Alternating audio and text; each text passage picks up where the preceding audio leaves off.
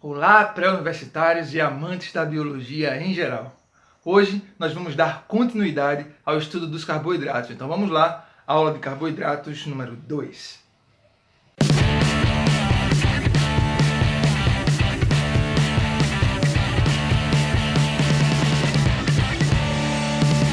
Na primeira aula, nós vimos que carboidratos são moléculas formadas por carbono e água. E podem ser só isso, ou seja, carboidratos simples, os monossacarídeos. Mas também podem se juntar, formando os disacarídeos, moléculas geradas por junções de carboidratos através das ligações glicosídicas. Já falamos sobre a glicose, um dos carboidratos mais simples e o carboidrato mais importante, responsável por fornecer energia para as diversas atividades do nosso corpo. Além da glicose, outros monossacarídeos também são muito importantes. Entre todos os monossacarídeos existentes, os mais conhecidos são exatamente as hexoses, ou seja, semelhantemente à glicose, carboidratos formados por 6 carbonos e 6 águas. Esses têm várias hexoses e que são muito parecidos, apresentam exatamente a mesma fórmula, C6H12O6, mas que são diferentes em sua estrutura molecular. A gente chama isso de isomeria. Elas são isômeros, ou seja, têm a mesma fórmula, a molécula, quando se escreve, é a mesma, porém, quando se visualiza tridimensionalmente essas moléculas, elas são diferentes entre si. Entre as hexoses, nós podemos falar de várias que são conhecidas, por exemplo, a própria glicose, que já falamos na aula anterior, a frutose, que também citamos, né, que junta com a glicose e forma sacarose, também a galactose, a manose, entre outras. Hexoses são muito importantes. Dentre os monossacarídeos existem ainda as pentoses, ou seja, carboidratos simples formados por 5 carbonos.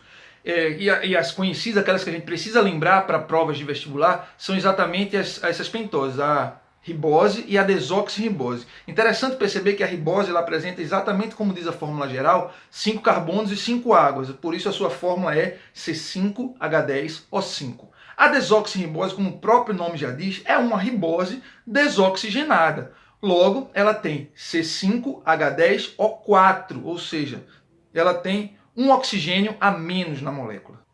A aula passada também foi super especial falando sobre a sacarose, essa molécula formada por uma glicose e uma frutose, a formação disacarídica, né, que eu já citei aqui também. Mas existem outros disacarídeos importantes, como por exemplo a formação da glicose com outra glicose, formando a maltose. Como também a própria glicose somada a uma galactose pode formar a lactose, conhecida como açúcar do leite. Existe ainda um outro disacarídeo muito importante que é a celobiose. Ela é muito parecida com a maltose, também formada por 2 moléculas de glicose. Mas a forma como as moléculas se encontram ligadas aí é um pouco diferente, por isso ela é uma molécula diferente.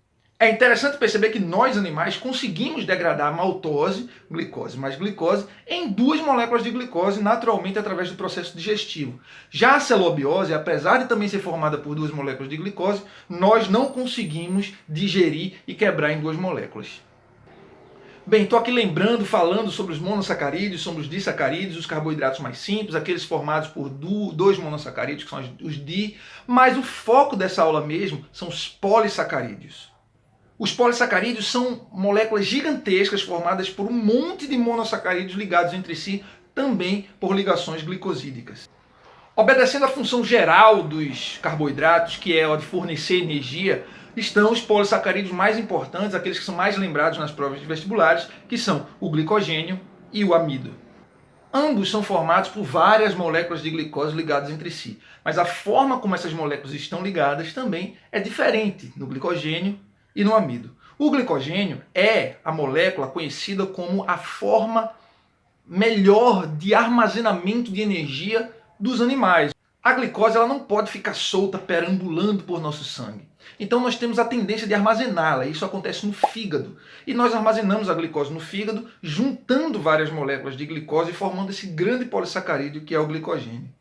Por isso dizemos que o glicogênio é a nossa principal fonte de energia. Ou o glicogênio é a principal forma de armazenamento de energia dos animais. Da mesma forma, as plantas, que produzem energia através da fotossíntese, são seres autotróficos, guardam essa energia, armazenam essa energia na forma de amido, que é o polissacarídeo, também juntando várias moléculas de glicose ligadinhas entre si. Por isso dizemos que o amido é a principal forma de armazenamento de energia dos vegetais. É interessante observar que, a exemplo das plantas, a grande maioria das algas armazena energia na forma de amido também. Mas cuidado para não confundir uma coisa muito importante: os fungos. Fungos, por exemplo, os cogumelos, fisicamente, morfologicamente, podem até se parecer um pouco com os vegetais, mas eles não se parecem com os vegetais em termos fisiológicos. Por isso, muita gente confunde e pensa que, se eu for falar da forma de armazenamento de energia dos fungos, deve ser como as plantas, por isso deve ser o amido. Nananina, não. A forma de armazenamento de energia dos fungos é semelhante à forma de armazenamento dos animais. Por isso, podemos dizer que a principal forma de armazenamento de energia dos fungos é na forma de glicogênio também.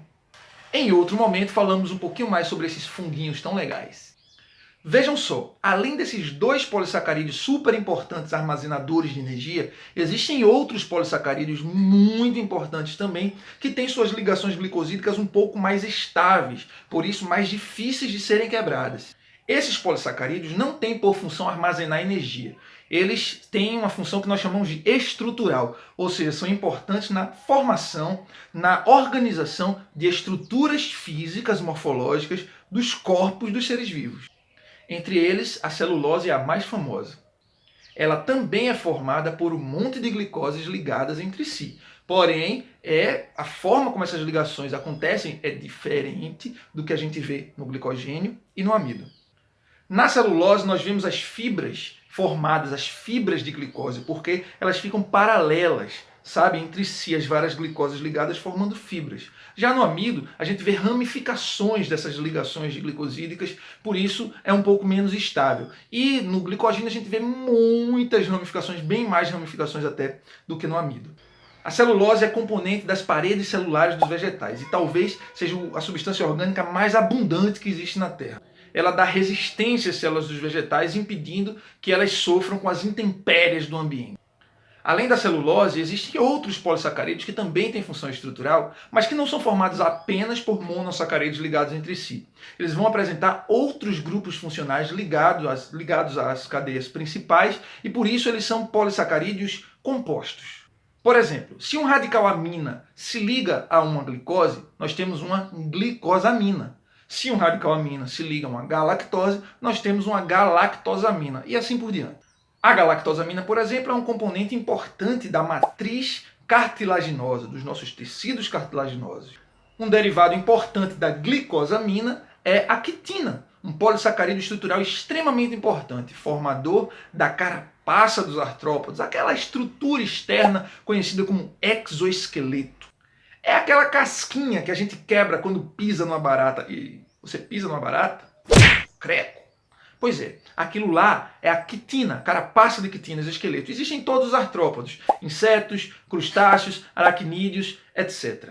Mas é interessante lembrar uma coisa muito importante. É que a quitina também é componente da parede celular dos fungos. Opa! Lembra? Fungos não se parecem tanto assim com plantas. Fungos se parecem mais com animais. Então fungos até têm parede celular, mas não é de celulose. A parede celular dos fungos é composta de quitina, o polissacarídeo que é constituinte da carapaça externa dos animais. A quitina, assim como a celulose, é um dos compostos orgânicos mais abundantes em todo o planeta. Afinal, existe um monte de artrópodes, né? Existem ainda outros mucopolissacarídeos muito importantes, assim como também lipopolissacarídeos e outras substâncias que são compostas por polissacarídeos. A lignina, que compõe paredes celulares junto com a celulose nos vegetais. A suberina, que forma as cascas dos troncos das árvores, das plantas. A cutina, que impermeabiliza as folhas. O peptidoglicano, que forma as paredes celulares das bactérias. A heparina, que é uma substância anticoagulante super importante no nosso sistema sanguíneo e no nosso sistema humoral como um todo. Enfim, carboidratos estão em todos os lugares, existem diversos tipos diferentes de carboidratos, polissacarídeos, compostos, simples, os mono e os disacarídeos que nós estudamos, alguns outros oligossacarídeos, e é bem importante que a gente lembre de cada um deles.